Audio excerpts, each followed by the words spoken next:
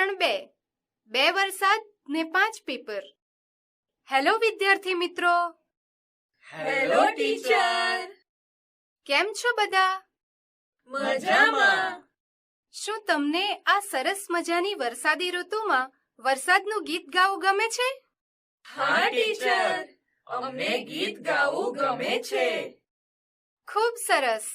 તો ચાલો આપણે સૌ મળીને અષાઢી વરસાદનું એક સરસ મજાનું ગીત ગાઈએ.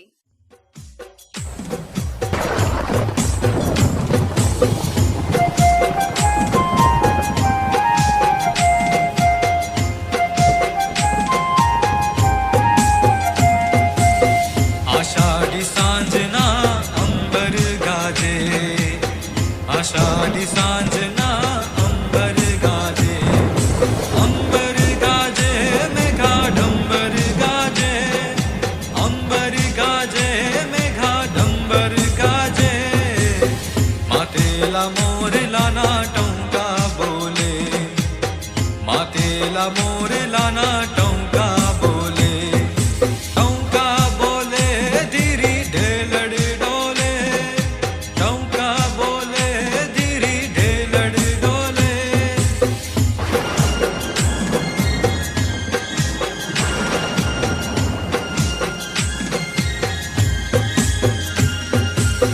ગરવા ગોવાળિયાના પાવા વાગે, ગરવા ગોવાળિયાના પાવા વાગે, પાવા વાગે સુતી ગોપી જાગે, પાવા વાગે સુતી ગોપી જાગે, વીરાની વાડીઓમાં અમૃત રેલે, વીરાની વાડીઓમાં અમૃત રેલે, અમૃત રેલે ભાભી ઝરમર ઝીલે, અમૃત રેલે ભાભી ઝરમર ઝીલે.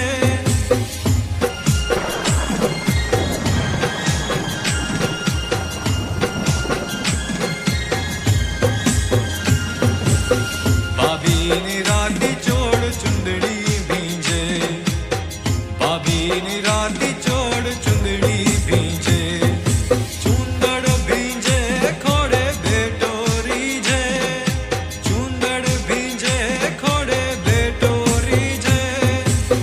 આષાઢી સાંજના અંબર ગાજે, આષાઢી સાંજના અંબર ગાજે, અંબર ગાજે મેઘા ડંબર ગાજે, અંબર ગાજે મેઘા ડંબર ગાજે, આષાઢી સાંજના અંબર ગાજે, આષાઢી સાંજના અંબર ગાજે.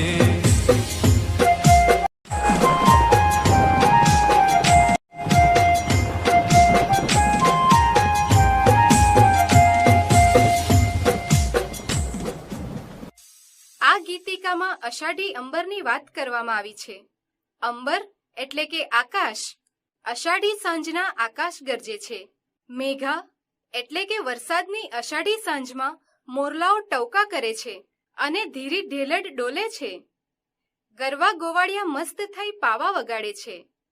જ્યારે પાવા વાગે ત્યારે સૂતી ગોપીઓ પણ જાગી જાય છે. વીરાની વાડીઓમાં અમૃતના રેલા એટલે કે વર્ષા થાય છે અને આ વર્ષારૂપી અમૃત રેલે છે. ત્યારે ભાભીની રાતીચોળ ચુંદડી ભીંજાઈ જાય છે. ભાભીની ગોદમાં બેઠેલો બેટો ખુશ થઈ જાય છે. બાળકો, ગીત ગાવાની મજા પડી? હા ટીચર. તમને સૌને સમજ પડી કવિ શું કહેવા માંગે છે? હા ટીચર, અમને ખૂબ જ સારી રીતે સમજ પડી. ખૂબ જ સરસ. વાર્તા લુચ્ચો વરસાદ. હેલો વિદ્યાર્થી મિત્રો. Hello teacher. કેમ છો બધા? મજામાં. હું પણ મજામાં. બાળકો, તમને વરસાદમાં રમવું અને ભીંજાવું ગમે છે? હા ટીચર, ખૂબ જ ગમે છે. ખૂબ સરસ. તો ચાલો આજે કાકા કાલેલકરના શબ્દોમાં આપણે સૌ મળીને લુચ્ચો વરસાદ વિશે કંઈક જાણીએ. હું તો હવેથી આ વરસાદ સાથે નથી રમવાનો. એ બહુ લુચ્ચો છે. બપોરે હું સૂઈને ઉઠ્યો ત્યારે બારણાં બંધ હતા. બહાર વરસાદ વરસતો હતો, તેનો અવાજ આવતો હતો. મને લાગ્યું કે તે હસે છે. ખરેખર એના અવાજ પરથી તો તે હસતો જણાતો હતો. હું દોડતો દોડતો બહાર તેની સાથે રમવા માટે ગયો. ત્યાં જઈને જોઉં છું તો ભાઈ સાહેબ ધોધમાર રૂવે છે. પરમ દહાડે બપોરે હું તેની સાથે ખૂબ રમ્યો, પણ જતી વખતે મેં એને કહ્યું કે આવતીકાલે સવારે તો મારે નિશાળે જવાનું છે, માટે તું બપોરે આવે તો આપણે ખૂબ રમીએ. પણ એ લુચ્ચો તો સવારે જ આવ્યો. ભલે, એ જો સવારે વહેલો આવ્યો હોત તો બહાનું કાઢીને નિશાળે તો ન જાત, પણ એનો વિચાર તો મને ખાસ પજવવાનો હતો, એટલે વહેલો આવે જ શાનો?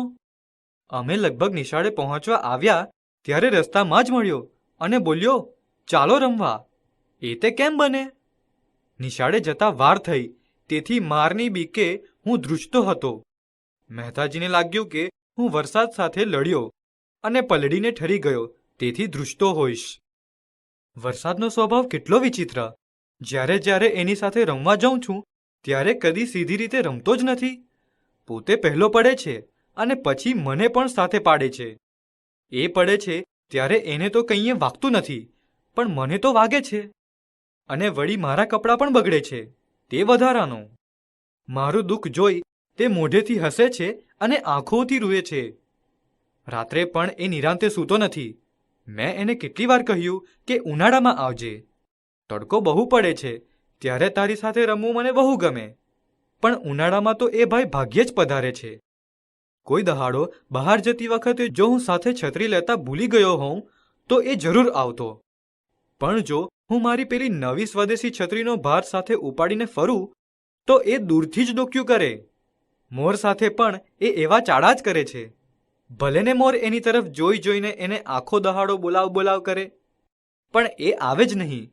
અને પછી ઓચિંતો આવીને એટલા જોરથી એના ઉપર હસતો કૂદી પડે કે મોરના સુંદર આંખોવાળા પીંછા ભીંજવી નાખે અને બિચારાની બધી શોભા બગાડી નાખે.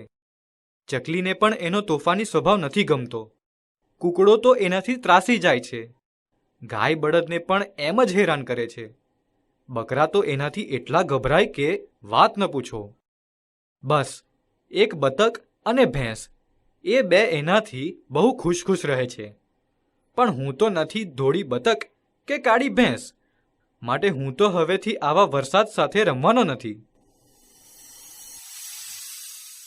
વિદ્યાર્થી મિત્રો, લુચ્ચો વરસાદની વાર્તામાંથી તમે શું શીખ્યા?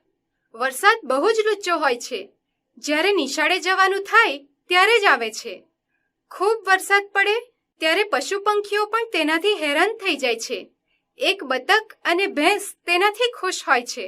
બાળકોને વરસાદમાં રમવું ખૂબ ગમતું હોય છે, પરંતુ કોઈકવાર વડીલો ખીજવાય તો કોઈકવાર વરસાદ લુચ્ચો થાય. વાર્તા સીમમાં વસ્તી. હેલો વિદ્યાર્થી મિત્રો. Hello teacher. કેમ છો બધા? મજામાં? મજામાં. હું પણ મજામાં. વિદ્યાર્થી મિત્રો, આજે એક વાર્તા દ્વારા સામા પટેલના ભગીરથ કાર્ય પર્યાવરણના જતનની વાત કરવી છે. વાત છે વૃક્ષોની. માણસની વસ્તીની વાત સાંભળી હશે, પણ સામા પટેલે તો વૃક્ષોની વસ્તી કરી હતી. તો તમે વાર્તા સાંભળશો? હા ટીચર, અમે વાર્તા સાંભળવા તૈયાર. ખૂબ સરસ. તો ચાલો આપણે સૌ મળીને સીમમાં વસ્તી કેવી રીતે રહે તે વિશે કંઈક જાણીએ. સીમમાં વસ્તી. આશરે 80 વર્ષ પહેલાની આ વાત છે. રાજકોટથી રીબડા સ્ટેશને ઉતરીને કોટડા સાંગણી જતા વચમાં અરડોઈ ગામ આવે છે. અરડોઈથી રસ્તો દક્ષિણે થઈ પૂર્વ દિશામાં કોટડા તરફ વળે છે. એ વળાંક પર આજે પુષ્કળ ઝાડ છે. ત્યારે એ વળાંકને રસ્તો ઉજ્જડ હતા. રસ્તા પર એકેય ઝાડ ન હતું. એ વળાંકની દક્ષિણે 4 ખેતરવા દૂર સામા પટેલનું એક ખેતર હતું. સામા પટેલ વૃદ્ધ થયા ત્યારે તેમણે રસ્તાના વળાંક પર એક વડલો ને 5-6 પીપળ વાવી. પોતાના ખેતરની કુઈએથી જાતે પાણી ભરી લાવીને પાય. કોઈ પૂછે કે આ શું કરો છો, તો કહેતા કે સીમમાં વસ્તી કરું છું. વાવતા વવાઈ ગયા, પણ વળતા વર્ષે વરસાદ ઓછો થવાથી પટેલની કુઈમાં પાણી ન રહ્યા. એ ઘણે જ દૂરથી રોજ કાવડમાં પાણી લાવી પાતા. જેને ખેતરેથી પાણી લાવતા તેણે કહ્યું કે, ભાભા, આ ઉંમરે શીદને વેટ કરો છો? ત્યારે એમણે જવાબ દીધો કે, લાંબે ઉજ્જડ માર્ગે ઉનાળામાં ક્યાંય છાયો હોય તો માણસને તેમજ ઢોર પંખીને વિસામો મળે. પેલા ખેડૂતે ફરી કહ્યું કે એ માટે તો એક વડલોએ બસ છે. તમારી કાયા હાલતી નથી તો પીપરુને શીદ પાણી પાવ છો, મર સુકાય. સામા પટેલનો જવાબ હતો કે, આપણે વગડે રહેતા હોઈએ ને એકલા જીવ મૂંઝાય તો કોક દી હાલીને એકાદ ગામ જઈએ ને આપણા જેવાને મળીને મન ઠારીએ. એકલું ઝાડ ક્યાં જાય? છેટે નજર નાખે. ઝાડને એકલું ન ગોઠે. 2-5 જીવ ભેગા સારા. સામા ભાભાને વળી કોક કહેતું કે 5-6 પીપરુને બદલે 2-3 ને જ પાવને, તો 4 ઝાડ રહેશે ને તમારી મજૂરી અડધી થઈ જશે. ત્યારે સામા ભાભાએ કહેલું કે, ઉછરતા ઝાડ પોતાની હારના બીજાને મરતા જોઈ અકળાઈને હું જ એને ઉછરતા મારી નાખું, ઈ મારાથી ન કમાય. ભાભાને 3-4 દીકરા હતા, પણ પાણી પોતે જ પાતા ને એમણે રસ્તાના વળાંક પર વૃક્ષો ઉછેર્યા. આજે સામા ભાભા નથી. એના સંતાનોમાંથી કોણ એને યાદ કરતું હશે મને ખબર નથી, પણ ભાભાએ વાવેલા એ ઝાડ હજી છે. ઉનાળાના ઘણા બપોર પશુ પંખી ને માણસોની પેઠે એ ઝાડના છાયામાં મેં ગાળ્યા છે. ઉપરાંત ટીમણ કર્યા છે ને ક્યારેક એના થડને બથભરી પ્રણામ પણ કર્યા છે, એ ભાવનાથી કે એ પ્રણામ એ ઝાડના વાવનારને પણ પહોંચે. તો વિદ્યાર્થી મિત્રો, સીમમાં વસ્તીની વાર્તામાંથી શીખવા મળે છે કે જેમ સામા પટેલ વૃદ્ધ હોવા છતાં પણ તે જાતે કૂએથી પાણી ભરી લાવીને વૃક્ષોનો ઉછેર કરે છે, તેમ આપણે પણ પર્યાવરણની જાળવણી કરવી જોઈએ, જેથી કરીને ઉનાળામાં ક્યાંય છાંયો હોય તો માણસને તેમજ ઢોર પંખીઓને વિસામો મળી રહે. ગીત ચાલી નીકળીએ પ્રવાસમાં. હેલો વિદ્યાર્થી મિત્રો. Hello teacher. કેમ છો બધા? મજામાં? મજામાં. વિદ્યાર્થી મિત્રો, વરસાદ આવે એટલે ભીંજાવાનું મન થાય, પણ ઘરે મમ્મી પપ્પા ખીજાય ને? હા. કેમ ખબર છે? કારણ કે બીમાર પડી જવાય. હા. પરંતુ વરસાદમાં પ્રવાસ કરવાની મજા જ અનેરી છે. તો ચાલી નીકળીએ વરસાદના પ્રવાસમાં.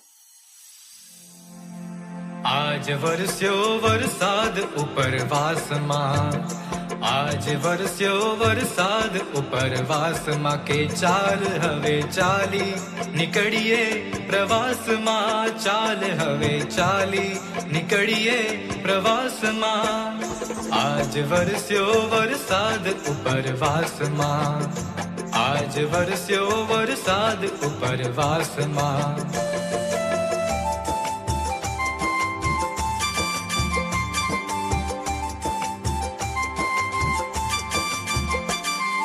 માટીની ગંધ મીઠી માર્ગ બતાવશે ને વાયરા સંગાથે થશે વાતો.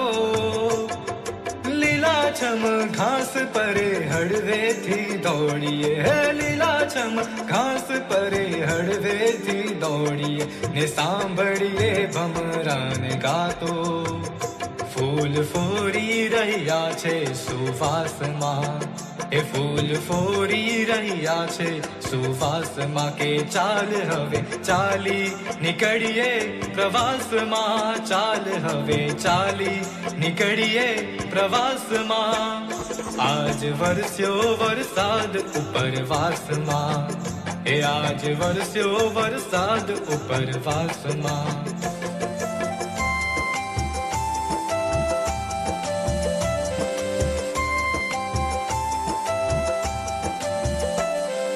કોરપ ભૂલાય અને વલપ છલકાય, એવું મોસમનો ભીનો ચમકે.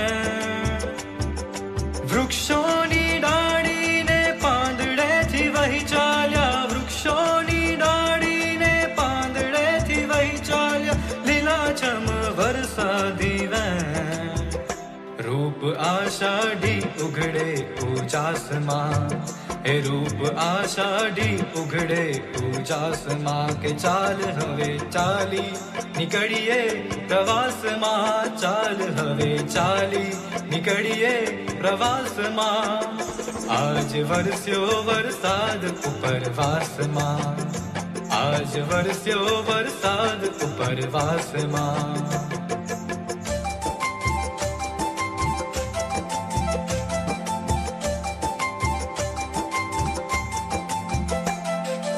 ઉપરવાસેથી વેણ આવવાની વાટમાં, બેસી રેવાય નહીં થાલા. હૈયાના હેત થકી સામૈયા કરવાને, હૈયાના હેત થકી સામૈયા કરવાને, આપણે જ વહી જઈએ સામા. પૂર છલકી રહ્યા છે ઉલ્લાસમાં, પૂર છલકી રહ્યા છે ઉલ્લાસમાં, કે ચાલ હવે ચાલી નીકળીએ પ્રવાસમાં, ચાલ હવે ચાલી નીકળીએ પ્રવાસમાં. આજ વરસ્યો વરસાદ ઉપરવાસમાં, આજ વરસ્યો વરસાદ ઉપરવાસમાં, કે ચાલ હવે ચાલી નીકળીએ પ્રવાસમાં, ચાલ હવે ચાલી નીકળીએ પ્રવાસમાં. આજ વરસ્યો વરસાદ ઉપરવાસમાં, આજ વરસ્યો વરસાદ ઉપરવાસમાં. આ કવિતામાં વરસાદની વાત કરવામાં આવી છે.